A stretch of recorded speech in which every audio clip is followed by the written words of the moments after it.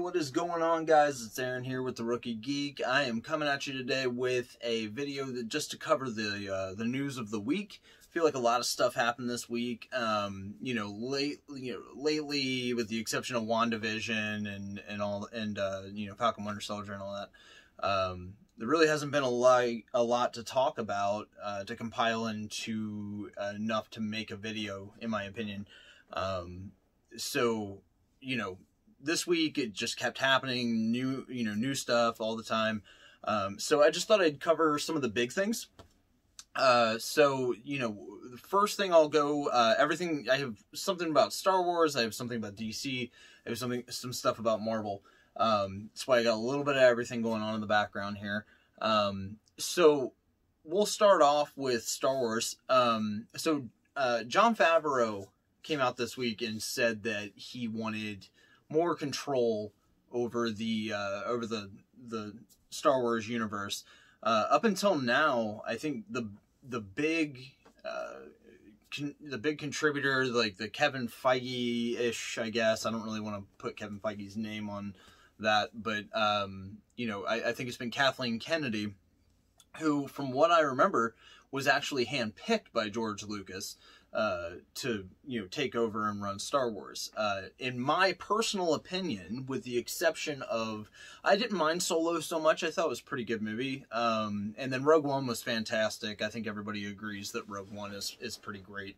And then the trilogy, I mean, it's too divisive. It really, Force Awakens was fine. I was fine with the rehash of A New Hope and everything like that, but moving forward, I mean, Last Jedi is my absolute least favorite Star Wars property of any kind, whether it be shows or otherwise. Jon Favreau coming in and just saying, like, after the success of Mandalorian, like, I would like to have more control over what's going on in the overall Star Wars universe. I think I'll go a step further than that. I think that the team of him and Dave Filoni should completely take over Star Wars, and Kathleen Kennedy should be eliminated from the whole equation altogether. If she wants to work behind the scenes a little bit, fine, but if they were smart, they would let Dave Filoni and Jon Favreau, Russo brother, the crap out of Star Wars, because Star Wars is one of my favorite things of all time. It is something that has been with me since I was a kid, like most fans of Star Wars. So when I see a trilogy come out that we've waited for so long, and it was mediocre at best, I have to be a little upset, especially when they took what we all wanted to see was Luke Skywalker being amazing, which we really haven't gotten to see outside of books.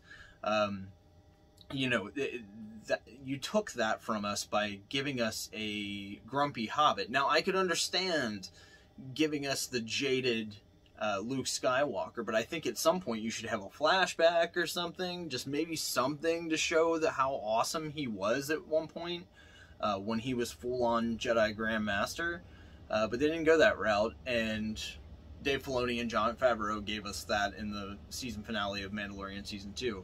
They also gave us back Boba Fett. I mean, they understand, even if the Star Wars fans, which I argue that we geeks do not know what we want most of the time. We have to be shown. We think we know what we want. But in Star Wars' case, I think it's been around long enough that people like Dave Filoni and Jon Favreau, who are actually fans, know that we want to see what we want to see. Don't challenge us. Don't make us, if you're not sure where to go, then here's what you do. You just play fan service. We're fine with that. I don't see any reason why somebody wouldn't be fine. I don't know anybody that watched the Luke Skywalker or the Darth Vader at the end of Rogue One and did not enjoy that. I don't think anybody was upset when Lando met Han in Solo. I don't think anybody was upset when Han got locked into the mud pit with Chewie. I mean, people like fan service. It's called that for a reason. So Jon Favreau and Dave Filoni, I feel like, understand that. and they would be the best people to do this moving forward. Not to mention the fact that you know, they have the skill, the talent, and they understand how this stuff works very well. But at the same time, they love it. And I don't want somebody who's looking for a paycheck with properties like Star Wars. I want somebody who cares and is in touch with what the fans want. So I'm all for it, guys. Moving forward, so the success of the Snyder Cut of Justice League, I know some people that still haven't watched it because they're a little intimidated by the 4 hours.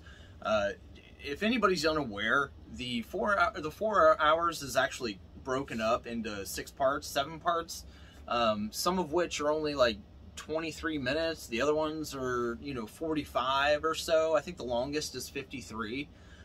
So it's not a thing that, if you're not somebody who can sit through a long movie like that, now I can, but I'm pathetic. I will sit through any Geek property that I'm interested in, no matter how long it is.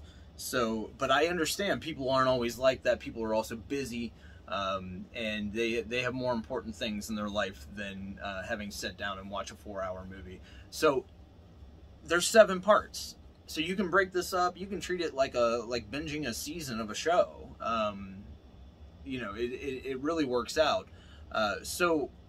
But with the success of it, because people really have responded to it, and I can say personally, I did a review on it if you want to go back and look at it if you haven't seen it. But it is amazing. I won't throw out any spoilers here, just because you know, I did a spoiler review, and you might be watching this video for just to figure something else out, and I don't want to ruin it for you.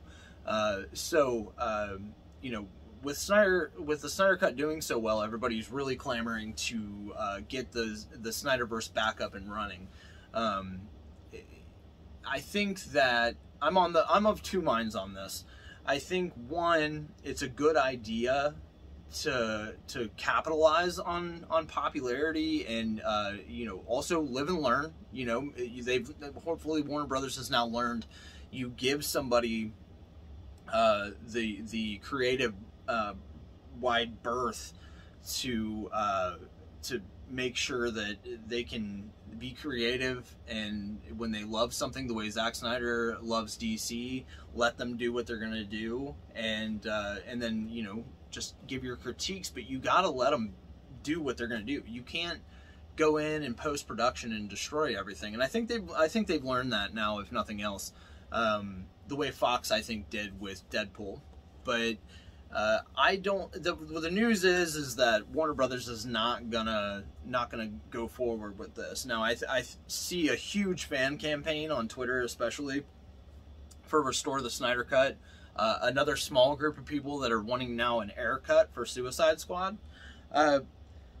So the two minds is, yes, capitalize on it if you would like. I'm not going to argue with it, but at the same time, I think that the whole Snyderverse in the first place was a giant mistake. Given, in that saying, that's with Man of Steel being one of my favorite superhero movies of all time, and with you know, the fact that I enjoyed Shazam, did not like Batman vs Superman. I was underwhelmed with Suicide Squad entirely, and then you know, Wonder Woman was good, of course we love Wonder Woman, and then the Snyder Cut of Justice League. But the problem that I always had with it is that you made Bruce Wayne older.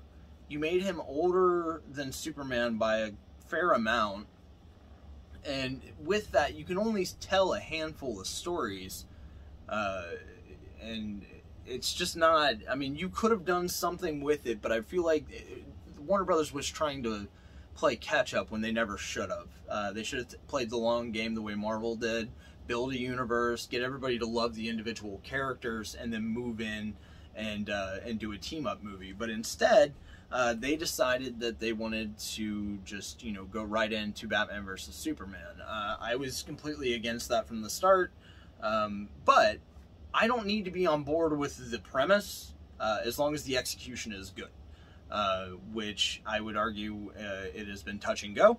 I think a lot of people would agree with that when it comes to DC and Warner Brothers.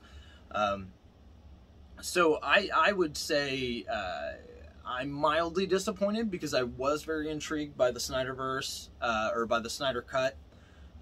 You know, I really would love to see more, but at the same time, you know, if Warner Brothers already has other plans about moving forward, I'm sure the Flashpoint movie will be, it's the Flash movie that has been in limbo for years, but hopefully now we're getting it, so we'll see where they go.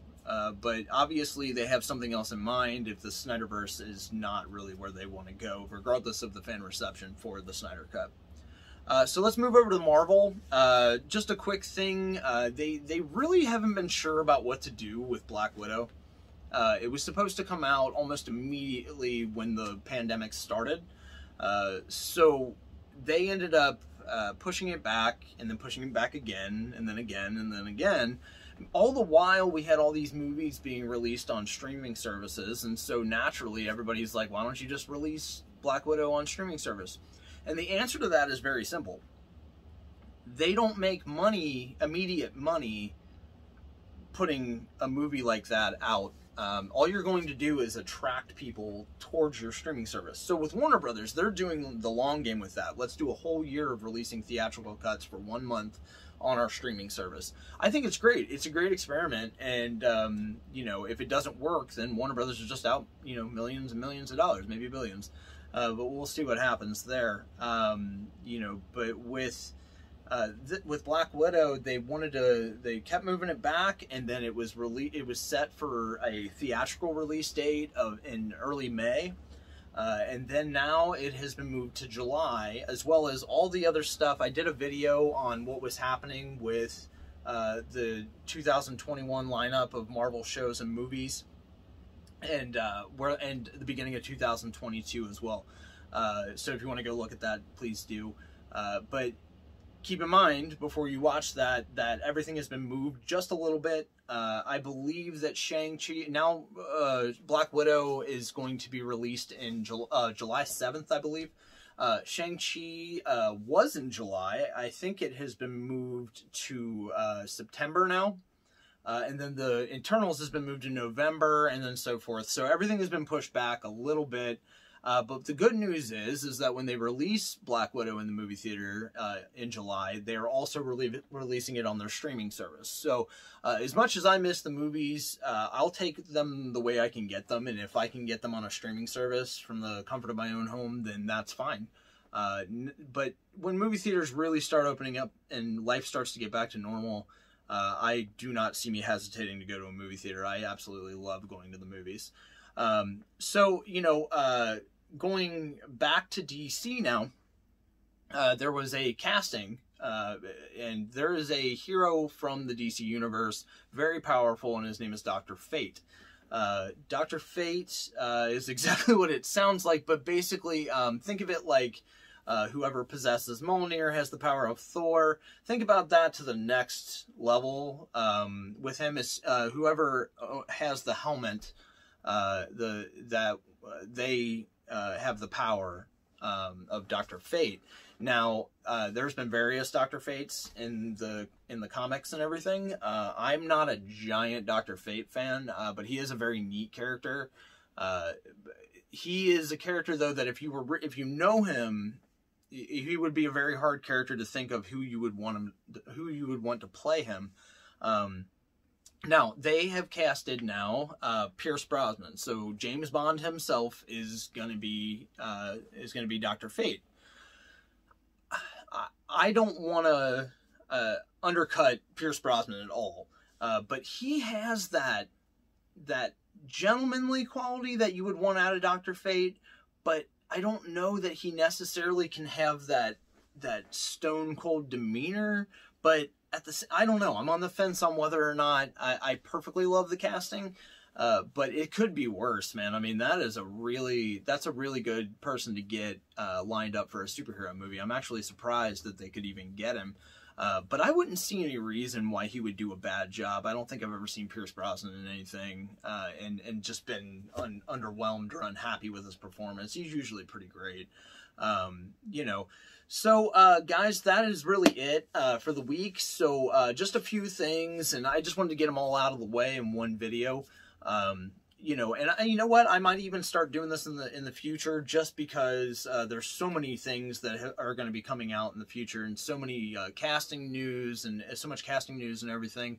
I will be doing more lightsaber reviews, more cosplay props reviews, and I actually have a new saber coming hopefully this week.